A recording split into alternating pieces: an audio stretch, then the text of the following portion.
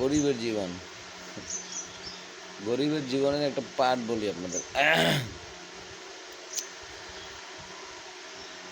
সকাল 5টা বাজে ঘুম থেকে ওঠা, সারাদিন কাজে ব্যস্ত থাকা, হোক না সেটা যে কোনো কাজ। আবার দুপুরবেলা 2 ঘন্টা ফ্যামিলিকে সময় দেয়া, তারপর রাত 12টা পর্যন্ত ডিউটিতে থাকা। ডিউটি বলতে কাজে ব্যস্ত থাকা। যেমন আমি একটা দোকান করি, এইখানেও রাত্রে 12টা পর্যন্ত দোকানে থাকতে হয়, ছোট হোক বড় হোক। ব্যবসাটা যদিও ছোট ব্যবসা, কিন্তু সময়টা ঠিকই দিতে হয়। ভোর 5টা থেকে রাত্রে 12টা সামথিং, অথবা 11:30। হ্যাঁ,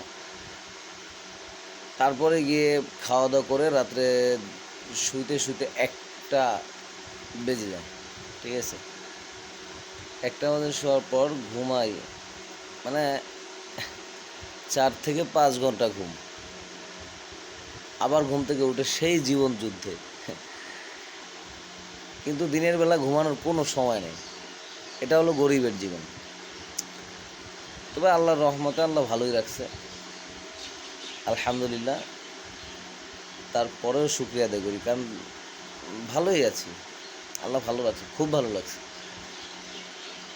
যদিও একটু পরিশ্রম বেশি। সব এটা হলো গরিবের জীবন।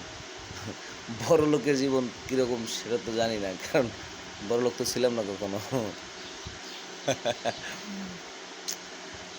তো ভালো থাকবেন, আল্লাহ হাফেজ। মানে ঘুম চোখে এখন আমার প্রচণ্ড ঘুম।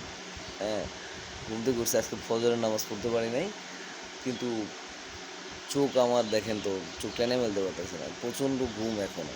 মনটা চাইতেছে যে শুয়ে পড়ি, কী করব, পেটে তো ভাত নাই। দোকানে চলে আসতে হয়েছে, আর স্টার্ট করেছি।